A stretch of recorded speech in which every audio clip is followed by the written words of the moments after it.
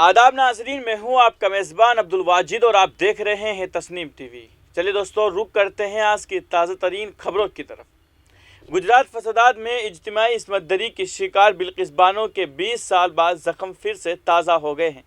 मार्च 2002 में फसादियों ने बिल्किस बानो के ख़ानदान के 7 अफराद को बेरहमी से कत्ल किया और फिर बिल्किस के साथ इज्तिमाई इस्मत दरी की, वो भी उस वक्त जब बानो 5 माह की हामिला थी।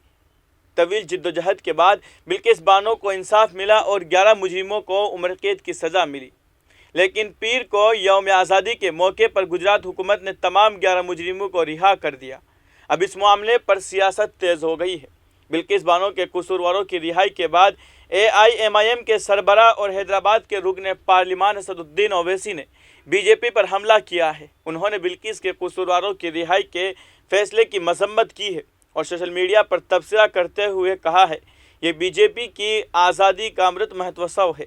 आज़ादी उन लोगों को दी जा रही है जो इतने संगीन केस में सज़ा काट रहे हैं। उसके साथ ही विश्व हिंदू परिषद ने गुजरात हुकूमत के फैसले का दिफा करते हुए ओवैसी पर मजहबी जुनून फैलाने की कोशिश करने का इल्ज़ाम लगाया है। वाज़ेह रहे कि गैंग रेप के तमाम कसूरवारों को गुजरात हुकूमत के माफ़ी के पॉलिसी के तहत रिहा किया गया है। सन 2002 में गुजरात फसादात के दौरान अहमदाबाद के नवाही गांव में एक भीड़ ने बिल्किस बानो के अहल खाना पर हमला किया था। उसी दौरान 5 महीने की हामिला बिल्किस बानो के साथ जिनसी ज़्यादती की गई। उस वक्त बिल्किस बानो की उम्र 20 साल थी। उसी फसाद में बिल्किस बानो की वालिदा और छोटी बहन और दीगर रिश्तेदारों समेत 14 लोगों का बहीमाना कत्ल किया गया था।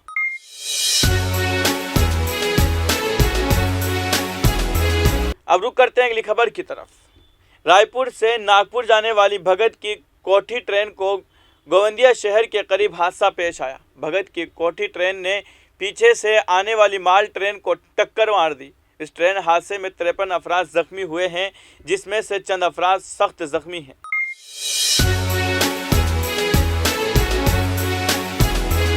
अब रुक करते हैं अगली खबर की तरफ। कांग्रेस के सीनियर लीडर गुलाम नबी आज़ाद ने मंगल को जम्मू और कश्मीर कांग्रेस मुहिम कमेटी के चेयरमैन के ओहदे से अपनी तकर्रुरी के चंद घंटों बाद इस्तीफ़ा दे दिया। ज़राए के मुताबिक आज़ाद ने सेहत की वजूहात की बिना पर जम्मू और कश्मीर की कैंपियन कमेटी के चेयरमैन का ओहदा संभालने से इनकार कर दिया।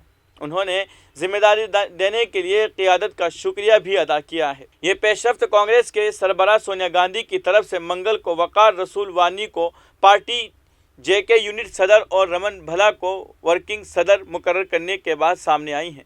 इससे कबल JK कांग्रेस सदर का ओहदा गुलाम अहमद मीर के पास था, जिन्हें आज़ादी का करीबी साथी माना जाता है। वाज़ेह रहे कि ऑल इंडिया कांग्रेस कमेटी ने मंगल को जम्मू और कश्मीर के साबिक वजीर वकार रसूल वानी को जम्मू और कश्मीर प्रदेश कांग्रेस कमेटी का नया सदर मुकर्रर किया है। उससे पहले इस ओहदे पर गुलाम अहमद मीर फाइज थे, ताहम उन्होंने कुछ हफ्ते कबल पार्टी की उबूरी सदर सोनिया गांधी को अपना इस्तीफ़ा दिया था।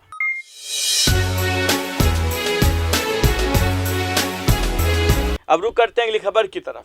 वज़ीर दिफा राजनाथ सिंह ने मंगल के रोज़ फ़ौज को देसी साख्ता जदीद तरीन दिफाई साजो सामान और हथियारों का निज़ाम सौंपा। उस मौके पर राजनाथ सिंह को जदीद तरीन हथियारों, आलात और मुस्तकबिल के पैदल फ़ौजियों की ज़रूरियात से मुतअल्लिक़ निज़ाम के बारे में भी बताया गया है।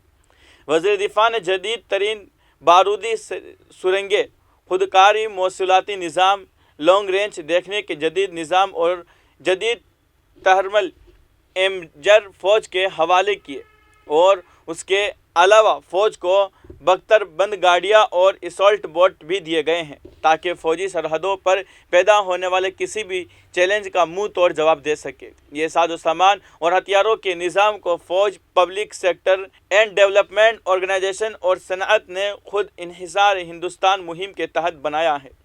सिंह ने कहा है कि इन आलात और हथियारों के निज़ाम से लेस होने के बाद फ़ौज की ऑपरेशन तैयारी में इजाफ़ा होगा और इसकी कारकर्दगी और फायर पावर सलाहियत में भी इजाफ़ा होगा। उन्होंने कहा है कि ये प्राइवेट सेक्टर और पब्लिक सेक्टर की शराकत दारी के ज़रिए दिफाई शोबे में खुद इन्हिसारी की जानिब से तेज़ी से पेश रफ्त के एक मिसाल है। वज़ीर दिफा ने इस बात पर ज़ोर दिया है कि बदले हुए हालात में मसला अफवाज की बुनियादी ढांचे की ज़रूरियात में इजाफ़ा हो रहा है। انہوں نے کہا ہے کہ اس ضرورت کو پورا کرنے کے لیے جدید ترین ٹیکنالوجی کی مدد لی جائے تاکہ مسلح افواج کو کم وقت میں مستقبل کے چیلنج کا مقابلہ کر سکے۔ اس موقع پر army chief general Manoj Pandey اور دیگر سینئر افسران بھی موجود تھے۔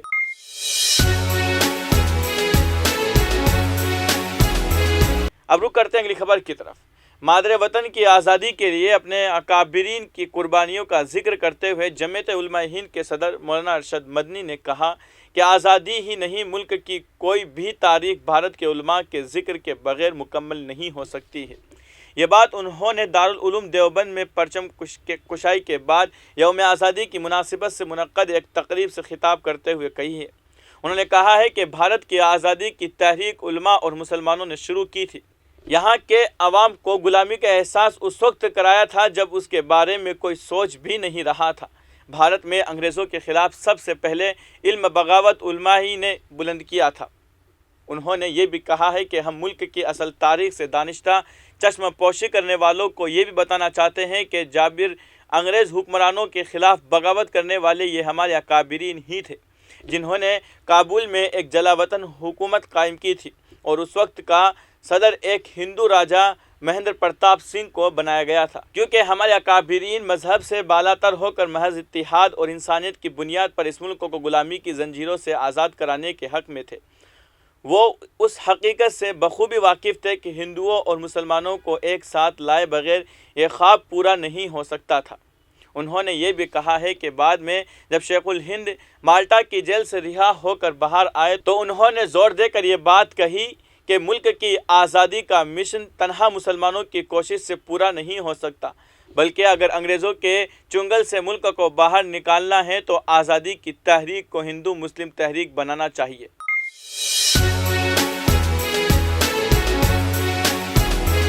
بھارتی ریاست پنجاب کے ضلع برنالہ میں بچوں سے بھری اسکول بس پر متعدد موٹر سائیکل سواروں نے تیز دھار ہتھیاروں سے حملہ کر دیا۔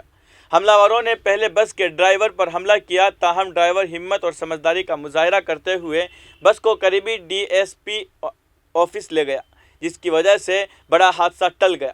بس ڈرائیور نے بتایا کہ پچھلے کچھ دنوں سے اس کا کچھ لوگوں سے کسی بات پر جھگڑا چل رہا تھا، جس کی وجہ سے انہوں نے حملہ کیا ہے۔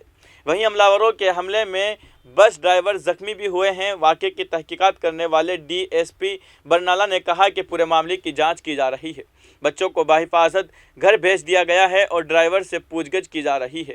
ابتدائی تفتیش سے معلوم ہوا کہ ڈرائیور کی حملہ آوروں سے پرانی دشمنی تھی، اس لیے اس نے یہ حملہ کیا۔ حملہ آوروں میں سے کچھ کی شناخت ہو گئی ہے، جن میں سے ایک کو گرفتار کر لیا گیا ہے اور اس کے ساتھیوں سے پوچھ گچھ کی جا رہی ہے۔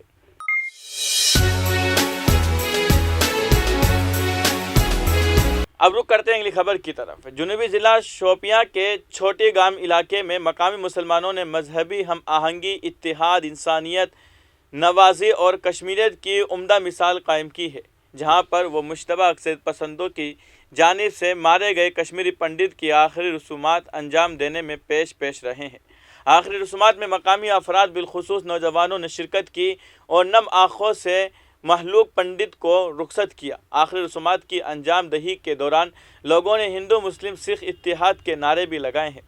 ادھر قصبہ شوپیاں میں بھی سماجی کارکنان، ٹریڈرز ایسوسی ایشن اور عام لوگوں نے بھی کلاک ٹاور شوپیاں کے پاس جمع ہو کر ہلاکتوں کے خلاف خاموش احتجاج کیا اور ایک کینڈل مارچ بھی نکال کر ٹارگٹ کلنگ کے خلاف مذمت کی۔ واضح رہے کہ منگل کے روز شوپیاں ضلع کے چھوٹے گام علاقے میں مشتبہ عقیدت پسندوں نے کشمیری پنڈت، جس کی شناخت سنیل کمار پنڈت کے طور پر ہوئی ہے، ان پر گولیاں چلائی جب وہ اپنے سیب کے باغات میں کام کر رہے تھے۔ جموں و کشمیر پولیس نے بتایا کہ شوپیاں کے چھوٹی پورہ علاقے میں سیب کے باغ میں کشمیری پنڈت بھائیوں پر مشتبہ عقیدت پسندوں نے فائرنگ کی، جس میں سے ایک ہلاک ہو گیا ہے جبکہ دوسرا زخمی ہوا ہے، جسے فوری طور پر ہسپتال منتقل کر دیا گیا ہے۔ پولیس اور سیکورٹی فورسز نے علاقے کا محاصرہ کر لیا ہے۔ فی الحال کی خبروں میں اتنا ہی۔ ملک اور غیر ملک کی تمام بڑی خبریں جاننے کے لیے دیکھتے رہیے تسنیم ٹی وی۔ آپ کے میزبان عبدالواجد کے ساتھ اللہ حافظ۔